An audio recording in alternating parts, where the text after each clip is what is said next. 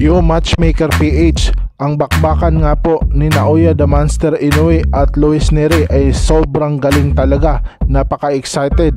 Dito nga po sa unang rounds ay bumagsak ng bahagya itong Japanese fighter ng Japan na tinaguriang The Monster na si Inoue.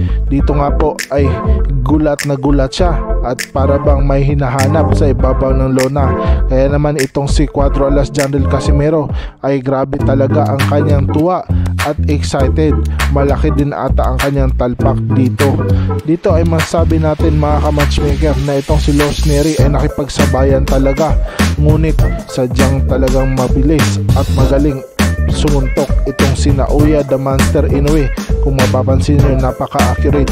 Dito naman ay si Cuatro Alas ay sobrang saya-saya nila, magkakaibigan at magkapatid, sapagkat dito ay nung bumagsak si Naoya the Monster Inoue ay nagbunyi nga sila.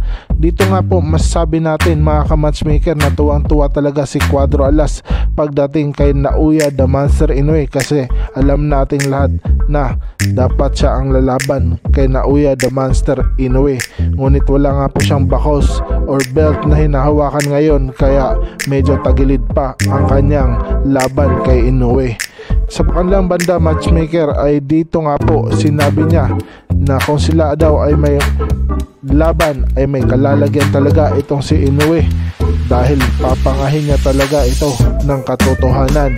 At dito nga po ay sinabi ni Cuatro Alas mismo na kung sila ay maglalaban, hindi tatagal ng 12 rounds itong si Naoya the Monster Inoue.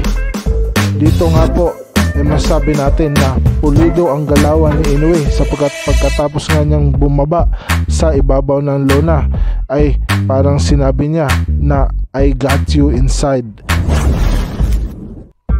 Dito naman samantala si Devin Haney ay inasar at nag-pull up nga itong si Davis nung magkita sila sa labasan. Dito nga po ay sinabi ni Davis na na-knockout si Devin Haney ng flat kay Papa Rai King. Kaya naman bad shot talaga itong si Devin Haney. Asar talo nga ang kanyang mga bodyguard at kampiyon.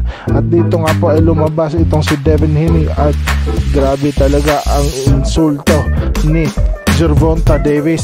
Alam naman natin na hindi talaga tanggap ni Devin Haney na natalo siya kay Ryan King Garcia. Ayon nga sa kanyang interview ay hindi siya sanay na may mas magaling pa sa kanya. Kaya naman gulat na gulat siya nung mapabagsak ni Ryan King Garcia. Kaya naman sinabayan agad ito ni Devin Haney na ayaw nang mag-rematch dito.